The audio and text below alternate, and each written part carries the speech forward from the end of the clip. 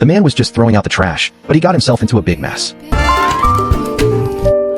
However, the dog naively thought that the man was feeding it. From then on, the dog would follow the man every day, as if it had already decided that the man was its owner. On a rainy day, the dog would lie in front of the man's door, begging to be let in to take shelter. But the man heartlessly drove it out. The dog could only curl up in a corner and pray that the rain would stop soon. It wasn't just that the man didn't like dogs. Since his family members died in a car accident when he was a child, his personality had become extremely withdrawn. He didn't want to have contact or communicate with other people because he believed that giving too much of his feelings would bring disasters to his life. However, what he didn't know was that they were both about to become the most important people in each other's lives. On this day, the dog was still following behind him, and the man still ignored it.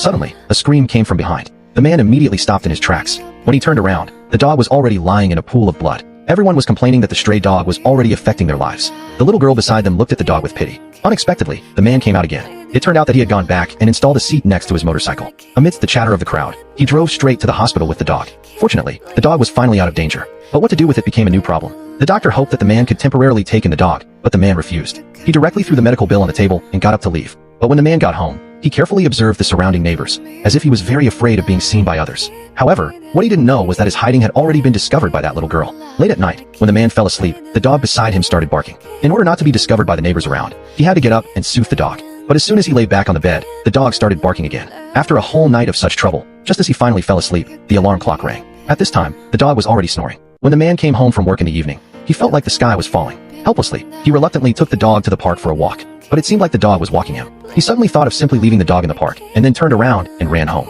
However, as soon as he got home, the neighbor girl came to knock on the door and said that she had seen the dog in the park just now. The flustered man quickly asked the girl, "Is the dog still in the park?" Unexpectedly, the girl just turned around.